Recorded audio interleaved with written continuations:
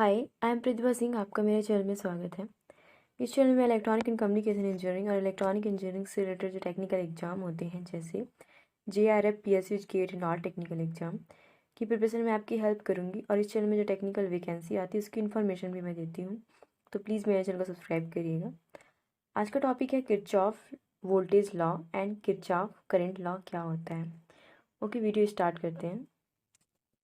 पहले हम देखेंगे किरचॉफ वोल्टेज लॉ क्या होता है, जिसे हम KVL बोलते हैं। Around any closed loop at any instant of time, the sum of the voltage drop must equal to the sum of the voltage rises.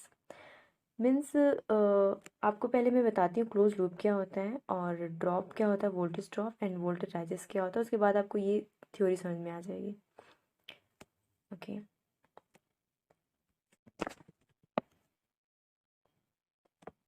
देखिए वोल्टेज क्लोज लूप हम उसे कहते हैं जैसे कि सपोज करंट क्लॉक वाइज यहाँ से ऐसे फ्लो हो रही है। सपोज एक पॉइंट है यहाँ पास ए, इस पॉइंट से स्टार्ट होके क्लॉक वाइज फिर इसी पॉइंट पे आके ख़त्म हो जाती है। ओके, मतलब इसी पॉइंट से स्टार्ट होती है और इसी पॉइंट पे आके एंड होती है। एक क्लोज लूप बनाती है, उसे हम बोलते हैं close loop. Okay, means current यहाँ से फ्लो होते हुए ऐसे फ्लो होते हुए ये ऐसे फ्लो हो रही है। ओके, ये क्लोज लूप में फ्लो हो रही है करंट। ओके, अब देखते हैं कि वोल्टेज राइज और वोल्टेज ड्रॉप क्या होते हैं। कि वोल्टेज ड्रॉप उसे कहते हैं जब पॉजिटिव टू निगेटिव जाते हैं तो उसे ड्रॉप बोलते हैं, मीन्स डी। और जब निगेटिव से पॉजिटिव की तरफ जाते हैं तो वोल्टेज राइज होता है। ओके, आई होप वो समझ में आया होगा वोल्टेज राइज क्या होता है, वोल्टेज ड्रॉप क्या होता है। ओके, अब देखते हैं थ्योरी। सर्किट के थ्रू समझाऊंगी तो आपको अच्छे समझ में आएगा। देखिए, सर्किट में जब कोई क्लोज लूप में जब कोई वोल्टेज माइनस से प्लस की ओर जाती है, मीन्स ऐसी जाती है, माइनस से प्लस की ओर जाती है, तो वो क्या होता है, वोल्टेज राइज होता है। उसे हम पॉजिटिव वोल्टेज लिखते हैं। ओके, ये पॉजिटिव वोल्टेज हो गया। आप कुछ लोग इसे नेगेटिव वोल्टेज भी शो करते हैं कि माइनस से लेते हैं। और ये प्लस माइनस, ये प्लस से माइनस जा रही है, इसको हम ड्रॉप वोल्टेज बोलेंगे। ओके, ये ड्रॉप वोल्टेज है।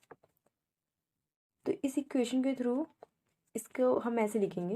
एक मिनट में इरेज कर देती हूँ।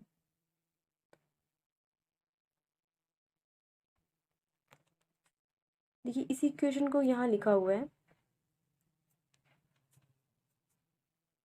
देखिए, जैसे पहले VG माइनस सर्किट के अकॉर्डिंग माइनस VG प्लस फिर V1 plus V2 plus V3 equal to 0। फिर हम जो वोल्टेज था, सप्लाई वोल्टेज, वो निगेटिव था तो हम इस साइड ट्रांसफ़र कर दिए, लेफ्ट हैंड साइड, और पॉजिटिव साइड को राइट हैंड साइड पे लेफ्ट हैंड साइड पे पॉजिटिव कर दिया, और जो निगेटिव था उसको हम लोग लेफ्ट हैंड साइड कर दिए transfer.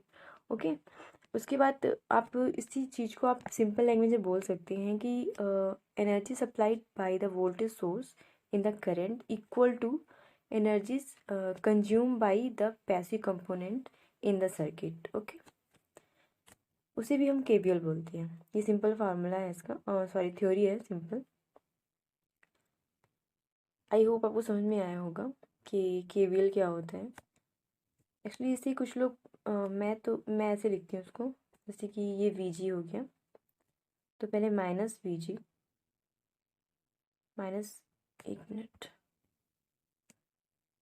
Minus VG equal to not equal to minus VG, फिर करंट यहाँ आ गया, ये प्लस है ये माइनस है, तो प्लस V1 हो गया, फिर प्लस, ये प्लस है ये माइनस है, तो प्लस V2 हो गया, फिर प्लस, ये प्लस है ये माइनस है, तो प्लस V3 हो गया। देन इसके बाद VG को हम यहाँ ट्रांसफ़र कर देंगे लेफ्ट हैंड साइड पे, तो क्या हो जाएगा, V1 plus V2 plus V3। Okay, ये है अपना KVL। आई होप आपको समझ में आया होगा KVL क्या है। अब देखते हैं किरचॉफ करंट लॉ क्या होता है, केसीएल। इसमें होता है कि the sum of current entering and node must be equal to the sum of current leaving the node. ये नोड होगा, ओके, नोड नहीं होगा। देखिए डायग्राम के थ्रू देखते हैं। देखिए यहाँ बस करंट जो हो रही है वो इंटर कर रही है, I2 भी इंटर हो रही है, बट जो I3 है वो आउट मतलब लीव कर रही है, ओके, नोड को लीव कर रही है I4।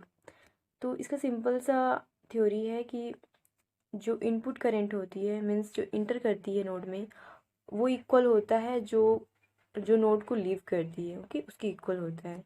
तो I1 plus I2 equal to होता है I3 प्लस I4। ये सिंपल सा है। ये नोड है, नोड में जो इंटर कर रही है जो इंटर कर रही है उनको एक साथ ऐड करेंगे, और जो आउट मतलब जो लीव कर रही है नोड को, उन्हें इक्वल में अपोजिट डायरेक्शन में रखेंगे। मतलब कि लेफ्ट हैंड साइड में अगर आप पॉजिटिव रख रहे हैं मीन्स या इंटरिंग वाला रख रहे हैं, तो राइट हैंड साइड में आप लीव वाला करंट रखेंगे, ओके।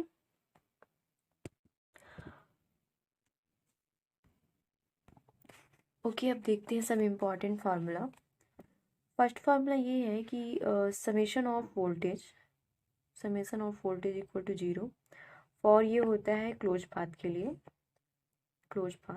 होता है ये। और सेकेंड फार्मूला है summation of current equal to 0 for node के लिए, ओके। और इसमें कुछ और फार्मूले हैं, जैसे कि वी आर इक्वल टू होता है टी इक्वल टू होता है R into I, V equal to R into I होता है। और सेकेंड फार्मूला होता है V L D I upon D T होता है, और थर्ड होता है कैपेसिटर के लिए वी सी इक्वल टू होता है 1/c integration I C D T, dot में होता है, इनटू में 1 मिनट डी टी होता है, ओके। ये कुछ फार्मूले होते हैं इंपॉर्टेंट इससे। Summation of V equal to 0 होता है फॉर क्लोज पाथ, और समेशन ऑफ करंट होता है फॉर नोड इक्वल टू 0 होता है फॉर नोड के लिए, और वी इक्वल टू होता है आर इंटू वाई रजिस्टर के लिए, और इंडक्टर के लिए होता है voltage L into D I upon D T, and V C equal to होता है 1/c integration I C into D T. Limitation होता है के वी एल एंड के सी एल का, उसके दो लिमिटेशन होते हैं इसके। फर्स्ट होता है this law can not be applied for distributed parameter network. जो डिस्ट्रीब्यूटेड पैरामीटर नेटवर्क होते हैं उसके लिए आप के वी एल के सी एल अप्लाई नहीं कर सकते उस पर, और ये के वी एल के सी एल फेल होता है हाई फ्रिक्वेंसी सर्किट के लिए। आई होप आपको के वी एल के सी एल समझ में आया होगा और कुछ इंपॉर्टेंट फॉर्मूले भी मिले होंगे। अगर आपको वीडियो अच्छा लगा हो तो प्लीज़ लाइक करिएगा, प्लीज़ शेयर करिएगा, प्लीज़ मेरे चैनल सब्सक्राइब भी करिएगा। Thank you. और नेक्स्ट वीडियो में मैं के वी एल के पी एस से रिलेटेड कुछ न्यूमेरिकल करवाऊँगी, तो आपको समझ में आ जाएगा इसको अप्लाई कैसे करते हैं। Okay, thank you, bye bye.